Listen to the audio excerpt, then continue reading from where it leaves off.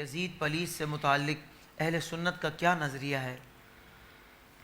دیکھیے، یزید پلیت فاسق و فاجر تھا اور اس کا فسق جو ہے وہ متواتر ہے۔ حضرت امام احمد بن حنبل رحمہ اللہ اس کی تکفیر کے قائل تھے، جی، جو اس نے اہل مدینہ پر ظلم کیا۔ ہم اعلیٰ حضرت امام اہل سنت رضی اللہ تعالیٰ عنہ نے اس کے فسق کو متواتر کہا، جی، اور یہاں تک ذکر فرمایا کہ اگر کوئی یزید کو کافر کہے تو ہم اس کو کچھ نہیں کہتے۔ اور یہی تمام بزرگوں نے اپنی کتابوں میں لکھا۔ قاضی ثناء اللہ پانی پتی رحمۃ اللہ علیہ نے ایک بڑی پیاری بات لکھی، وہ فرماتے ہیں غرض کے کفر ہر یزید از روایت معتبرہ ثابت می شود، یعنی یزید کا کفر جو ہے وہ متواتر روایتوں سے ملتا ہے، پس او مستحق لعنت است، اور یزید جو ہے وہ مستحق لعنت ہے، لعنت گالی نہیں۔ اس سے مراد یہ ہے کہ اب اس پر رحمت نہیں ہوگی، رحمت کا وہ مستحق نہیں۔ اللہ، جس طرح جامع ترمذی شریف کی حدیث تھی جو ہم نے پہلے پروگراموں میں پڑھی جی، کہ 6 وہ ہیں جن پر حضور نے فرمایا میں خود لعنت کرتا ہوں، ستۃ لعنتہم ولعنہم اللہ وکل نبی مجاب، جامع ترمذی کتاب القدر۔ فرمایا 6 وہ لوگ ہیں، 6 قسم کے لوگ جن پر میں خود لعنت کرتا ہوں اور اللہ لعنت کرتا ہے اور ہر نبی کی دعا مقبول ہوتی ہے۔ اس میں سے ایک وہ ہے والمستحل من اطرتی ما حرم اللہ، جو میرے اولاد کے حقوق کو پامال کرے اور ان کی توہین کرے، تو حضور نے فرمایا میں خود ان پر لعنت کرتا ہوں اور اللہ ان پر لعنت کرتا ہے۔ اور اس میں تو کوئی دو رائے نہیں ہے کہ یزید پلیت نے ہی امام علی مقام رضی اللہ تعالیٰ عنہ کو قتل کیا، اس لیے کہ جس کی ریاست میں کام ہوگا وہ بات اسی پر آئے گی۔ آج بھی آپ دیکھیں بڑے بڑے حکمران، ان کے وزیر کام کرتے ہیں لیکن تاریخ کیا لکھتی ہے؟ فلاں نے یہ کیا، حالانکہ کیا ہوا تو وہ ہوتا، کیونکہ اس کے حکم کے بغیر وہ نہیں کر سکتا۔ ابن زیاد کو یہاں پر منتقل کوفے میں کرنے والا یزید تھا۔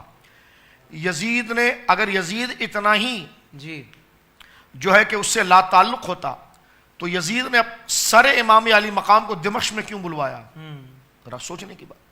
سر مبارک کو دمشق میں بلایا گیا، لایا گیا، اور پھر کوفے میں سر مبارک کی توہین کی گئی، جو جامع ترمذی کے اندر حدیث موجود ہے کہ جناب جو ہے وہ امام علی مقام کے لبائے مبارک پر اس بدبخت نے ڈنڈی ماری، اور ادھر بوڑھے صحابی حضرت زید بن ارقم تھے، انہوں نے فرمایا کہ تو یہ کیا کر رہا ہے خبیث؟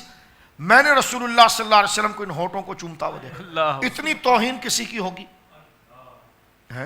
اس لیے علماء نے لکھا اپنی کتابوں کے اندر کہ وہ شہادت کی رات اور دن جس میں جناب بیت المقدس میں یہ نظارہ دیکھا گیا کہ جس پتھر کو اٹھاتے تھے اس کے نیچے خون ہوتا تھا، یعنی یہ غم کا سما تھا، اس قدر توہین۔ یزید نے سر یہاں سے دمشق منگایا، اور دمشق میں وہ سر امام علی مقام کا لایا گیا۔ پھر 2 روایت، اس میں سے ایک روایت یہ کہ جنت البقیع کی طرف پھر بھیج دیا گیا اور سیدھا زہرا پاک کے پہلو میں امام علی مقام کے سر مقدس کو دفن کر دیا گیا۔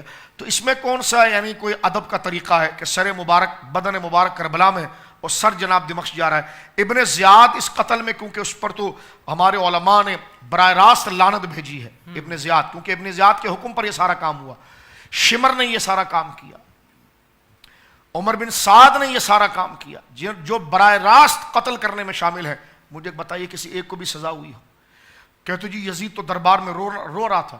تو یہ تو ہر سیاسی دجال کا ایک طریقہ ہوتا ہے کہ وہ گویا کہ لوگوں کی نظر کو ادھر ادھر کرنے کے لیے اور لوگوں کی توجہ ہٹانے کے لیے اس قسم کا ڈرامہ کرتا ہے۔ اس لیے امام علی مقام رضی اللہ تعالیٰ عنہ کی شہادت میں یزید ملعون کا ہاتھ تھا، اور میں بذات خود اس پر لعنت بھیجتا ہوں۔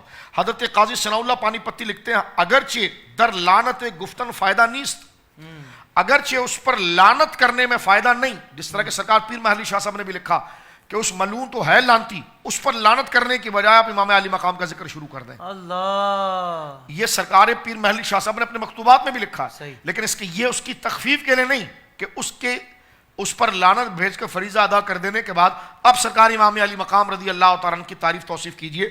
قاضی ثناء اللہ کہتے ہیں اگرچہ در لعن گفتن فائدہ نیست، لیکن الحب للہ والبغض فی اللہ مقتضا است، لیکن جناب اللہ کے لیے محبت اور اللہ کے لیے دشمنی تقاضا یہ کرتی ہے کہ اس پر لعنت کی جائے کہ اس نے کیا ہے۔ قرآن کریم فرقان حمید کی آیت ہے فَهَلْ عَصَيْتُمْ إِن تَوَلَّيْتُمْ أَن تُفْسِدُوا فِي الْأَرْضِ، پس کیا ان قریب اگر تمہیں حکومت ملے تو تم زمین میں فساد کرو گے، پھیلاؤ گے؟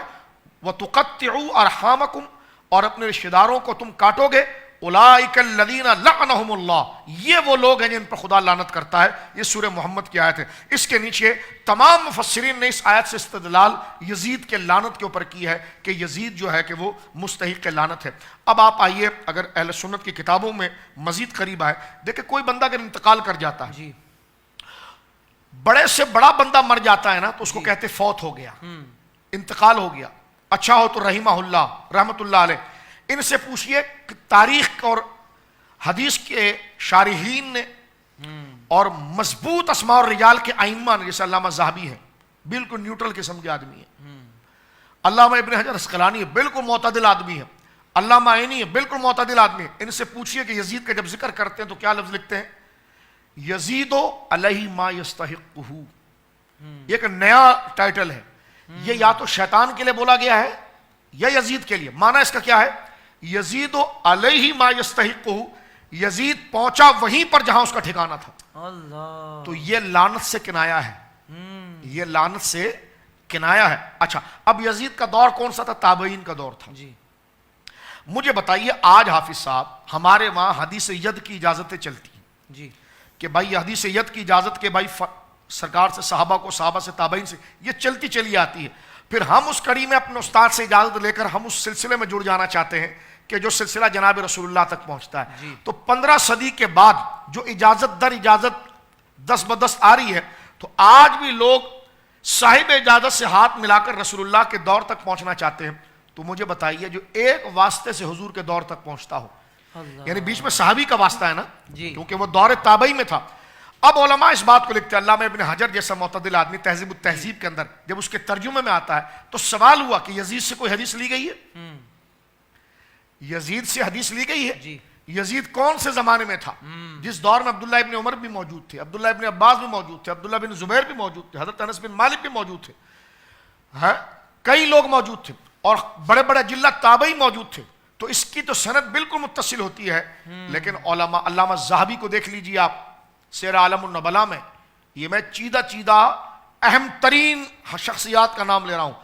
علامہ ابن حجر اسقلانی کو دیکھ لیجیے، علامہ عینی کو دیکھ لیجیے، وہ کہتے ہیں جناب لیس بأہل، امام احمد بن حنبل کا بھی یہ جملہ ہے، امام احمد بن حنبل بھی فرماتے ہیں بغداد کے اندر کہ لیس بأہل ان یروى عنہ، یزید اس لائق نہیں تھا کہ اس سے اس پاکیزہ بات کی روایت کی جائے۔ جی یعنی یزید کو یہ حیثیت نہیں دی گئی کہ اس کو سند حدیث رسول میں شامل کیا جائے۔ اللہ، اگر وہ اتنا بڑا جنتی تھا اور اتنا بڑا پہنچا ہوا تمہارے نزدیک قطب تھا تو علماء نے تو اس سے حدیث لینے سے انکار کیا، فرمایا لیس بأہل، یہ نہیں کہا حدیث لینے، فرمایا وہ اہل ہی نہیں تھا کہ وہ پلیت اور ناپاک ہے کہ اس سے رسول اللہ صلی اللہ علیہ وسلم کے فرامین کو لیا جائے۔ فرمایا کہ علیہ ما یستحقہ، وہ پہنچا اپنے مراد پر۔ علامہ عبدالشکر سالمی کی علم کلام میں ماتریدی کلام کے اندر جو کتاب ہے التمہید، جس کو بابا فرید پڑھایا کرتے تھے، اس میں یہ الفاظ موجود ہے فلم یکن اماما عادلا، یزید امام عادل نہیں تھا، فصح ان الحسین لم یکن باغیا، اور یہ بات بالکل حق ہے کہ امام عالی مقام باغی نہیں تھے، لم یخرج علی الامام الحق، آپ کسی امام حق کے خلاف نہیں نکلے۔ امام ذہبی نے کیا جملہ لکھا، اس سے یہ سب کچھ کر لیں، لیکن امام ذہبی کے، کیونکہ امام ذہبی وہ جو رزلٹ دینے والے ہیں، پیپر چیک کر کے یہ رزلٹ دیتے ہیں اس کو کتنا نمبر ملے گا۔ یزید کی پوری تاریخ کو جو آج تم پڑھ کر قسطنطنیہ کی روایت سے اس کو زبردستی ایسے جہاز میں چڑھا رہے ہو جیسا کابل میں لوگ ابھی جہاز میں چڑھ رہے تھے اور ان کو جگہ نہیں مل رہی تھی۔ تو اب آپ دیکھ لیجئے کہ یزید کے ساتھ امام ذہبی ان تمام دلائل کو لینے کے بعد لکھتے ہیں کان ناصبا، وہ ناصبی تھا، فظن غلیظن، انتہائی سنگ دل تھا، جلفن، انتہائی بدکار تھا، یتناول المسک، وہ شراب کا عادی تھا، ویفعل، اور اسی طرح وہ برائیوں میں مبتلا تھا، افتتح دولتہ بقتل الحسین، اس مردود کی خلافت اگر بظاہر جس کو تم کہہ رہے ہو، اس کی دولت یعنی اس کی سلطنت جو شروع ہوئی ہے اس کی ابتدا قتل حسین تھی اور اس کا اختتام واقع حرہ تھا، کہ جس میں پورے مدینے پر چڑھائی کی گئی اور معاذ اللہ رسول اللہ کی مسجد میں گھوڑے آئے اور انہوں نے سرکار کے ریاض الجنہ ممبر کے اوپر پلیتی اور گندگی کی. یہ علامہ ذہبی لکھتے ہیں کہ یزید وہ مردود تھا جس کی سلطنت کی ابتدا قتل حسین سے ہوئی اور اس کا خاتمہ مدینے کی توہین پر ہوا. کہ یہ سارے فسادوں کا موجود جو تھا وہ یزید تھا. آگے وہ جملہ لکھتے ہیں وَلَمْ يُبَارِكْ فِي عُمْرِهِ, یزید 39 میں مر گیا تھا اور 40 سال کی عمر برکتی عمر ہوتی ہے. امام ذہبی لکھتے ہیں وَلَمْ يُبَارِكْ فِي عُمْرِهِ, اللہ نے اس کی عمر میں برکت نہیں رکھی تھی. اور آگے وہ لکھتے ہیں کہ جناب حضرت امام علی مقام رضی اللہ تعالیٰ کے قتل کا وہ ذمہ دار تھا اور اس سے کسی قسم کی روایت نہیں لی جا سکتی. میں آخر میں حوالہ پیش کرتے ہوئے ایک بات یہ مزید عرض کر دوں, ابن تیمیہ نے بھی جان چھڑائی ہے. ابن تیمیہ صاحب نے بھی جان چھڑائی ہے یزید سے. فتاوی ابن تیمیہ میرے سامنے ہے, مجموعۃ الفتاوی ابن تیمیہ میں جملہ کیا لکھتے ہیں, وہ کہتے ہیں یزید سے محبت کیسے ہو سکتی ہے.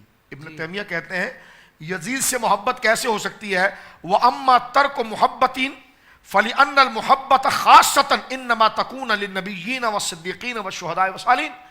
وہ کہتے ہیں محبت جن سے کی جائے نا وہ تو نبیین ہوتے ہیں, وہ تو صدیقین ہوتے ہیں, وہ تو شہداء ہوتے ہیں, صالحین اور اولیاء ہوتے ہیں. وَلَيْسَ وَاحِدٌ مِّنْهُمْ, اور یزید ان میں سے کچھ بھی نہیں تھا جی, وہ صالحین میں بھی نہیں سے تھا. اور آگے وہ لکھتے ہیں وقال النبی صلی اللہ علیہ وسلم المرء ما من حب, نبی پاک نے یہ ارشاد فرمایا ہے کہ جو جس سے محبت کرے گا وہ اسی کے ساتھ ہوگا. آگے ابن تیمیہ لکھتے ہیں ومن آمن باللہ والیوم الآخر, جو اللہ پر ایمان لائے اور آخرت پر ایمان لائے, لا یختار ان یکون مع یزید ولا مع امثالہ من الملوک, جو اللہ پر یقین رکھتا ہوگا, رسول اللہ پر یقین رکھتا ہوگا, قیامت پر یقین رکھتا ہوگا, وہ کبھی نہیں چاہے گا کہ اس کا خاتمہ یزید کے ساتھ ہو. یہ سارے دلائل حق کے جانب ہے, ہم کوئی گالی نہیں دے رہے, شرعی حکم کو واضح کر رہے ہیں. اور یہی الحب للہ والبغض فی اللہ کا تقاضا ہے. سیدنا امام علی مقام رضی اللہ تعالیٰ کا گنبد قیامت تک اونچا رہے گا اور آپ کی محبت ایمان اور نجات شفاعت مصطفیٰ کی نظیر رہے گی. اور آج بھی علی اور علی کی اولاد کی محبت سے مومن اور منافق پہچانے جاتے ہیں.